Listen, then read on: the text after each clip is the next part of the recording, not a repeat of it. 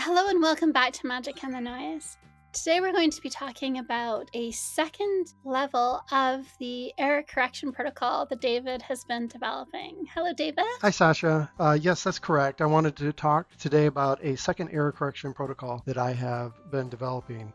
We released one to the public previously called Error Correction Protocol Category 3, which was associated strictly on a particular viewer correlating their work with another viewer's work within the same group, and they're both focused on the same target under blind conditions. You can go and look at that particular video to see what I'm talking about. Link down below. In this particular case, we're going to focus on an individual whose produced work has not gotten feedback yet, and they want to check their work to see if there are portions of it which have a higher level of contact or relevance to the target. While still in a blind condition. Yes, exactly. And so I've seen this work. I wanted to release it to the public so that you guys could play with it. Let's start by defining error correction protocols. So when I think of error correcting, I think of that in terms of math, where you have an equation, maybe you want to solve for x. This is the equation that I've come up with and it's useful for all these different things, but is my x variable correct or not? And so you solve for x. This is really applying that same kind of double checking the validity of your data, but within your session. So can you say more about how that works? Yeah, that's a good point, Sasha. So in the real world, if you want to call it that, science and math, we have models that are easy to sort of take the parts and move them around and validate one part against another to understand that you've got a correct answer, meaning that there's little ambiguity or there's no ambiguity in the context of those particular models. However, with remote viewing, you're dealing with a psychic element, right? You're tapping your psychic capability. So that model is different, and it has sort of a lot of leeway, right? A lot more ambiguity potential than something like math model. When we think about remote viewing in general, when I look at it, currently I only see one level of it right now that exists, which would be more of an intellectual level, which would be analysis or target feedback. Yes, and right now, most groups that are doing analysis are doing a very basic level analysis where they'll see, is there a structure with a round kind of thing near it in more than one session? Yes, there is. And so then that must be meaningful. That must be good data. And so then they'll look into that. And at the individual level, people will look at the target or the target feedback and say, okay, I have a structure with a round soft thing, and is that anywhere in the picture in the feedback? Yes, it is. Therefore, I got a hit, right? Yeah, correct. And so to me, this is more of an intellectual process. It's taking the information you've collected from a psychic mechanism and using the intellect to try to figure out what parts are correct, right? Or the level of accuracy, okay? So my approach to error correction protocol in the context of remote viewing is to try to leverage the psychic component to validate the psychic component. So it's trying to use one model to validate itself, like math. Math is inclusive, right? Still, you can still leverage the intellect to compare against the two models, like the psychic versus the intellect. You can still leverage the intellect. That's totally cool.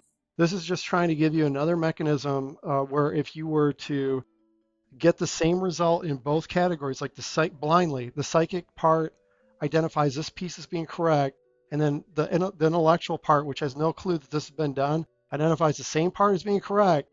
Well, now that's probably a very high level of accuracy for that piece of information that you pulled using remote viewing. And we've talked before about that idea that the data stream encodes in its own language, and then there's that translation that translates that into something that we can make sense of. And then there's a further translation from our experiencing of that and then trying to translate it into something that we can articulate and then that we can express. And that there are all these points of translation. And I think that the error correction protocol that you're talking about today is really powerful because it leverages more than one of those points of translation. And so it allows you, like you're saying, right, to incorporate the psi as well as that intellectual component.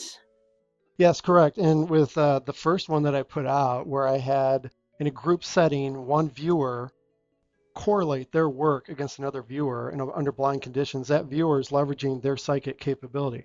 So as an analyst, you could either see me, depending on how you want, what perspective you want to choose, you could say I'm highly efficient because I'm leveraging that viewer, or you could say I'm super lazy at my job and I've just got them to do the job for me. In either case, it's still a positive result. So in the error correction protocol that we're going to talk about today, category 2, we're just allowing the individual to leverage their psychic ability to look at their own work and highlight what portions might be a higher level of contact or relevance. And the way that we're going to do that primarily is, drum roll please, it is through a well-known mechanism called associative remote viewing. Have you Ooh. heard of that, Sasha?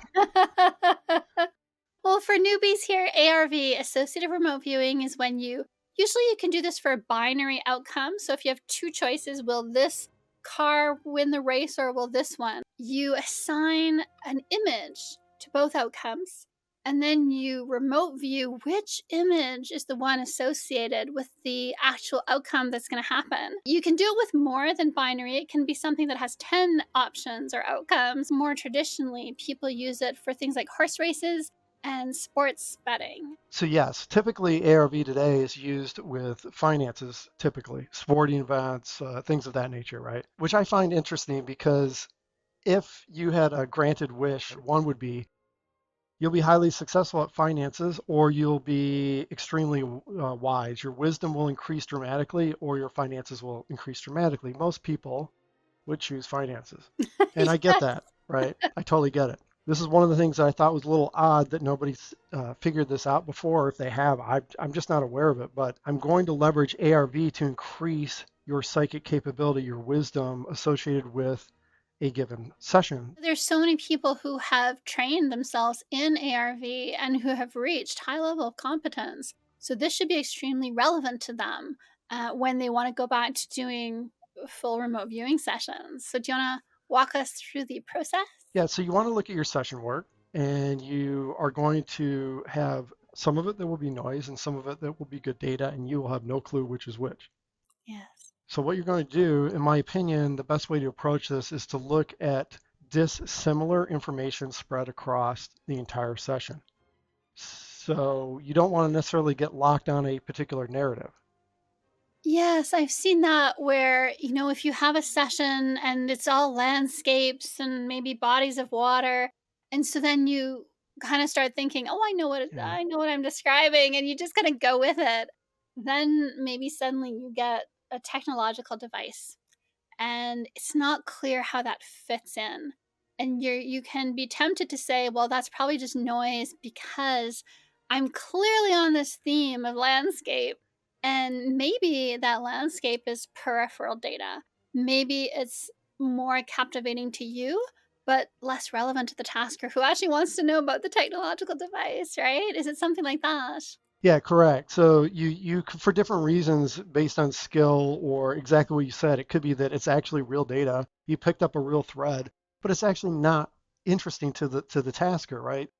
Yeah. So there can be different reasons, whether it's good or bad, that you've got a chunk of data that's maybe more consistent through your whole session work. You don't want to just focus on that because maybe that's not really useful. So in my mind, to increase the chances that you're going to grab data that's correct, I would look for dissimilar data spread out through your whole session. So grab something that's a land focused thing, grab something that's a technology thing, grab something that's a people thing, grab something that is a concept, some sort of weird advanced concept or something that makes completely no sense to you in the context, like you don't even understand, like you don't even fully understand what it is, right?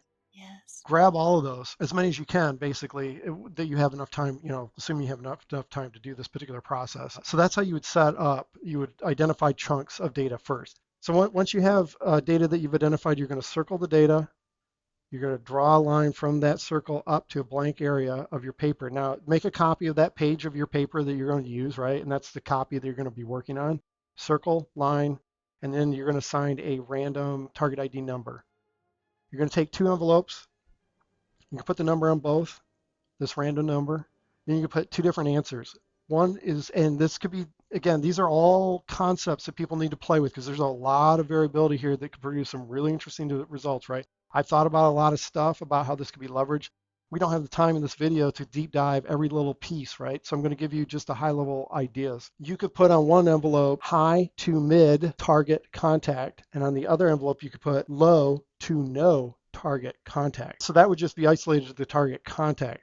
So, just for example, so in my example where I have the landscape and the bodies of water, and then I have this weird data point about something technological that I don't really know how that fits. So then I could make a copy of that page, circle the technological device thing, draw a line out, and just I'm still in my session. I still haven't had feedback. I'm just working my Correct. session. I'm kind of thinking, do I really want to do stage 4 pages on this technological device? It kind of seems like just a chunk of data that's in the middle of this very coherent narrative. So I'll just do this error correction protocol to let me know, is this target contact data that I should probably do S4 pages on, or can I just leave that there and that's enough and it's probably noise? The other thing you could do is to label it high to mid target relevance to the tasker Oh, yes. or low to no relevance to the tasker, because contact's one thing, but actual relevance to the tasker themselves, that's a completely different category. That's more rich data, right? So again, you have to play with what you want. For me, I just went with contact for myself and I found it worked. I think that's really relevant. When we did our lightning striking the Christ the Redeemer statue, we all got data about the camera, the lens, the optical glass, and that's irrelevant, but it's still good data. There was a camera, and it's a crucial part because the target was the taking of that picture in the precise moment, but it wasn't relevant. So this would be really good because, especially someone like me who likes the technical stuff, I could go in and, oh, I'm going to describe the whole camera for you. That doesn't really give you the data about the lightning striking the statue. So in that instance, that would be really helpful to say, this is good data, but the relevance to the tasker is really low. Correct. Yeah. Yes. So then what we can do in terms of the envelopes, and this is going to be a bonus for people who have already worked with ARV. I haven't, maybe people are doing this already. I just haven't necessarily seen it. But what I do is I actually load up the envelopes with at least 3 or more different pieces of information. So normally we would use a photo, as you mentioned in your example for ARV. That's Yes. standard. But what I do is I include a unique photo in each envelope. So number one, you have to kind of categorize groups of photos. And then, if you're doing it by yourself, you shuffle them in decks and piles so you don't know which one you're grabbing and shoving into an envelope. So you can do this on your own, but you could also have somebody do it for you. But you'd want something that's more of a city versus a landscape, or a person versus a landscape, or you'd want something that's enough different variety between the two photos that makes it easier to understand the target contact for the photo. But the other items I put in there are 0 through 9, shuffle them up. I don't know which number I'm putting into the envelopes. I use phase 1, which we discuss in our how to remote view the lottery using sign language. So I put numbers in there, and then I use the sign language phase 1 method to try to get the correct number. And I will put other things in there. It could be emotions, 10 different unique emotions, or you could choose key moments in your life where you had extreme versions of those emotions. That might actually be more powerful for me. I just used the written form and it worked. You could use colors, you could use sounds, you could even use 10 unique ideograms where you're trying to replicate what ideogram might be in which envelope. Now, the reason to do 10 of each type is that through statistics, if it's just photos in the envelope, that's a 1 in 10 chance, right? But if you had 10 different numbers that are possible and you get the number correct and the photo correct, that's 1 in 100. If you get a third thing, that's 1 in 1,000. And so now your chances are increasing that has to be correct, that the envelope that you chose for the answer has to be correct, right? It increases your odds.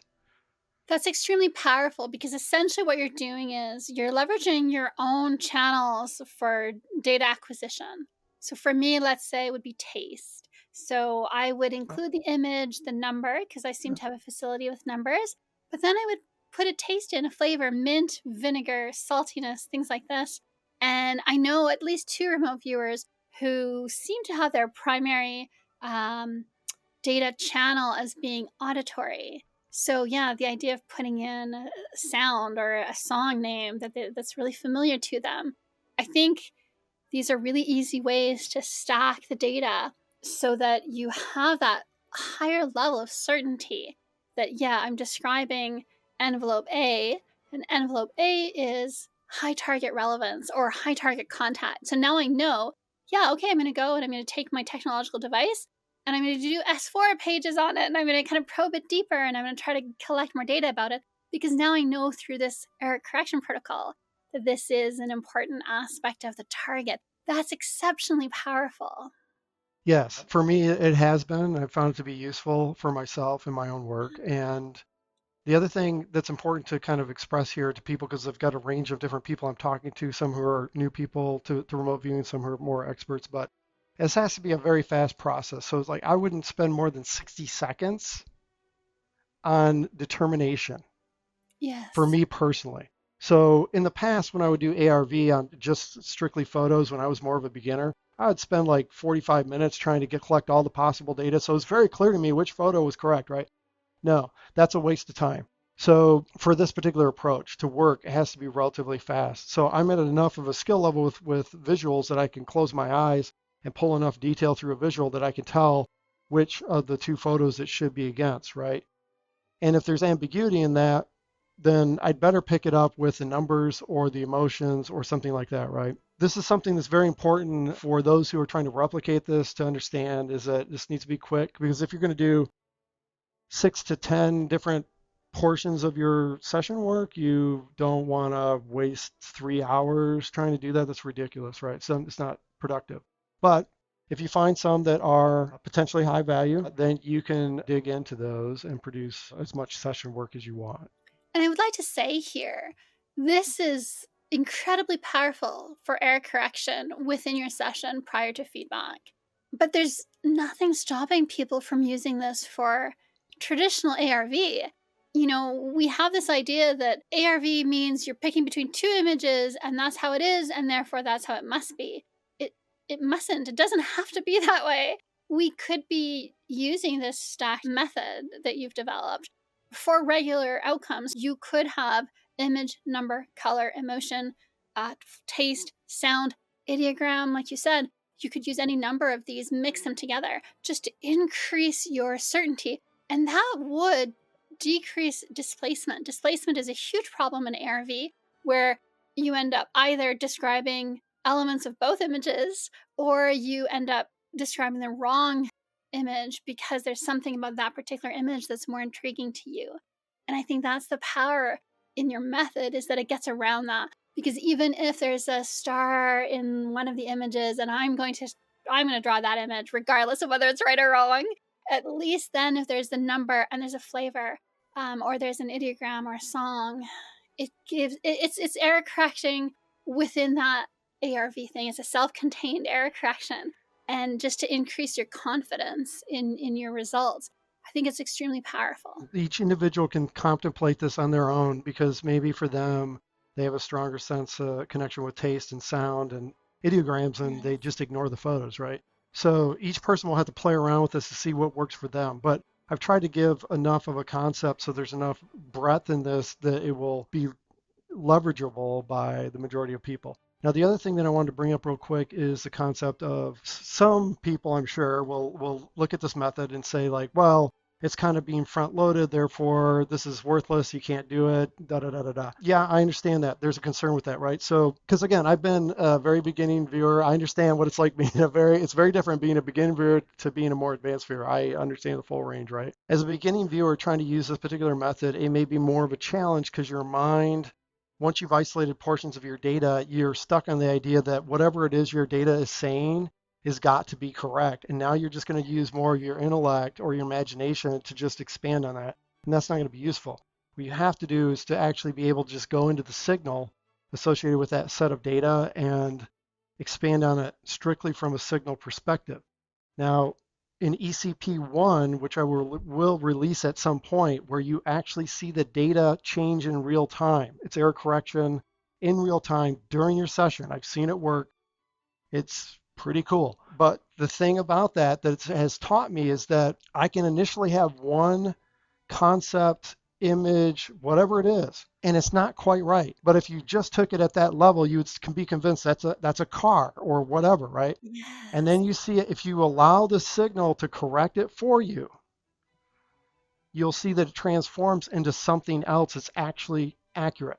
And you can see where you first started is kind of vaguely conceptually in the ballpark, but if you just allowed yourself to be captivated by that, it would not, it would be basically like low target contact. Well, you kind of hit the, I see you got contact, good job, right? That's the end of it. So I'm thinking in our Black Knight session, if I had used your protocol on the ribs, I had that session that felt like a spine and ribs. And if I had seen, yes, this is high target contact, this is high relevance. And then if I had just said, okay, now I know that these are ribs, and so now I'm going to describe a biological thing, Right. that's not remote viewing. Uh, and when you look at my Black Knight session, the ribs became a hallway with girders, and then that became a structure in a vacuum that was assembled pieces. That's where the maturity as a remote viewer comes in. And one thing you and I have talked about, because we've started seeing this in the community, unfortunately, even amongst good remote viewers, is putting filler data in. So you start remote viewing something, you have a sense that you kind of know what it is. And then rather than getting the data from the data stream, which is remote viewing, you start putting down data about what you know about this, what your beliefs are about this, what your experience tells you about this. That's not remote viewing anymore. Now that's what is it, an editorial, an opinion piece, and it's not data from the data stream. And that can really lead remote viewers astray for two reasons, because it's you're putting in your own biases, and then also you're not allowing the real data. Your beliefs could be wrong, your interpretation could be wrong, and so you're putting in this filler data because you think you know, and you're wanting to add information to this. That's not remote viewing. Remote viewing is tricky, and that's, in my opinion, that's based on a level of skill. And so your skill level will dictate your noise ratio to actual data will be dictated by your skill level, and the noise can be a contributor of bias, imagination, all sorts of things, and it can come in at any point in the session. So you could be doing really good, and then Yeah. take a left field because you go into bias, and you're not recognizing that you're switching into that mode of the intellect and the analytics, and you're not actually in the psychic kind of mode. So again, that's skill. But in terms of this particular solution that I'm providing to the public, one way that you can bypass that, whether you're advanced or whether you're a beginner, if somebody was helping you, circle all the parts with the line over to an empty space in your copied paper, have a stack of them, right? Have somebody else go assign random numbers to those, and then have them go label the envelopes with the random numbers and set the envelopes up for you. Now you have no idea what number is associated with what part of your data. So when you get one of those two or three of those envelopes that have high contact or relevance, now go run data, run a session on that target ID and go deeper with it, and you won't know what part of your session you were actually looking at. That's one way. If you're an individual, the other way to do it is you could, and this assumes that you've got at least two to three, like three would be best, but if you got one, it's going to be difficult. If you had three or more items that had high contact or high relevance, you could then take that information, you could just cut that section out basically, and then turn them over, shuffle them around, shove them in three different envelopes, put random numbers on it. And again, you don't know which one's in which, right? But it's still, yes, it'll be a challenge. But in my opinion, it's completely doable because I've been able to do it. I'm sure other people can too. When we were working the Scarab Ray session, so I was the tasker for that one, and you gave me a page where you drew one of the Carstone spheres of Scarab Ray. You drew the Toei ball. And so I wanted you to give me more information about that, because you had given me a lot of other information, but that was one thing in particular that I felt that you could have gotten more data on. And so that's exactly what I did. I circled it, I put a little red line, and I just assigned a random target ID. And then on a new piece of paper, I just put as my tasking, tell me more about this and its purpose. And then I gave you that target ID as a retasking or a redirect. That's all. I didn't tell you anything more about it. I just gave you this target ID and said, Yeah. here's your retasking. Just give me another few pages on this. And you did. And it was perfect. And it was data explicitly about the Toei ball. And so it works. And that was with me as the tasker. And so here in this process, you're doing that yourself within your session without feedback, still blind. and so it works, right? Yeah, in a way, it's a form of potentially blind retasking. A viewer could produce 15 or 30 pages of data, and then the person says, "Here's a new target ID. Go run this thing." Right? You don't know. You have no clue what they're asking for because it literally could be some piece, some small piece in your session, Yeah. or if I do it, sometimes what I will do is if I feel like they're not kind of in the right perspective for the like they're close, they've got contact, it's really good data, it's not bad, it's like really really good, but we can knock it up a whole nother level by flipping the perspective to a different angle. So it's not necessarily taking a chunk of the, but it could be taking a chunk of their data. It's more about actually flipping the perspective, but they have no idea what the target is still. So that is very effective. And yes, in a way, this could be a part of it is kind of like a redirect. Yes. And I want to say, a lot of people sent me messages after our last video showing how to use sign language numbers to better remote view numbers. And they really wanted to, give me the next step, give me the next information. I want to win $1 million. And I noticed that a lot of them were new remote viewers. And I just wanted to take this moment to suggest to people, especially new remote viewers, these these protocols that David has developed that we're sharing here with you, they work. However, the process itself works, but the extent to which it works will depend on your ability and the strength of your intention, the strength of your focus. Are you able to be in the flow and reduce the noise and the contamination? And that will improve your results. And so while you're waiting for our next video about that topic, rather than just, I don't know, just doing ARV, waiting, work on your intent, work on your flow state, work on these things that make you a better remote viewer, I would say. What do you think, David, for advice for people? Remote viewing is extremely challenging, and Yes. each person's different. Anything that we do here, like if you look at any of our session work, it is based on skill. Anybody can do the same kind of output. It is Yeah. just basically the level of dedication that you have to this particular, I don't know if I'd call it a hobby, but A it, vocation, maybe. yeah, maybe that seems a little more appropriate. And I think as well as in how you dedicate your time. A lot of people just practice, practice, practice. That's not going to get you further. It's what are you practicing, right? Don't pick up bad habits, but really work to focus on what will move you further. I want to touch on a lot of what we're talking about works best for more mature, more advanced remote viewers. But it will work for the newbies right out of the gate. These things will work, will help. So I would recommend everyone try it out. Make videos to show us your outcomes as a response if you want to, and we'll respond to those. And leave comments down below. We'd be interested in seeing how people can make it their own, personalize it, individualize it. We all have our own idiosyncrasies. So how do you maybe you've already been thinking along these lines and you've developed something similar but slightly different. So feel free to share and we can have that kind of a conversation. One of the things that I see a lot in the public free target practice is, and I don't know if this is a form of gatekeeping or not, and I say that with respect.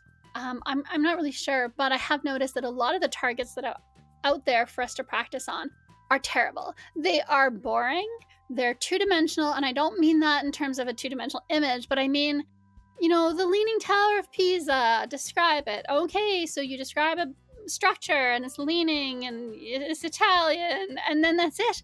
There's nothing to pull you in, there's nothing for your curiosity to hook onto. And I think to become a better remote viewer, you need that curiosity to draw you through the session. And you need a target that has data that's worth going into the target to explore. And I don't think you get that from most of the public free target, free practice target sites. I think that that's a problem because I think I look at the improvements that you and I have made. A lot of that, I think, no, some of that, I think, has to do with the fact that we've just been working better targets, more in-depth targets, more meaningful targets, deeper targets. What do you think about that? Yeah, I think it's a whole nother topic discussion where we would have to break it down and show a dozen examples of both categories of bad and good and why they're bad and good, and then the relevance would be more clear to individuals. But yes, your results will vary based on all of these different pieces in terms of how much attention to detail you have on that particular element versus analysis versus, I mean, they're all important, right? And so it's broader discussions that we have to have on each of these different areas. But I hope that this particular protocol or method that I've outlined today will be of value to some people in the community. I hope that you'll find it innovative. I hope that it will drive new thinking with people, and I hope people have success with it. Yeah, and I hope that they let us know. So yeah, keep us up to date. Yeah.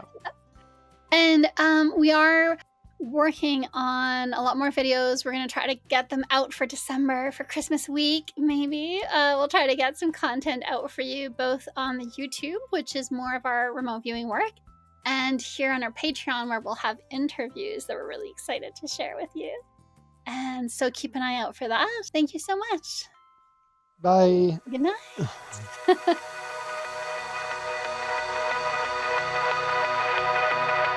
Error correction protocol, the way we normally use it, is, I think there's no. To me, when I think of no,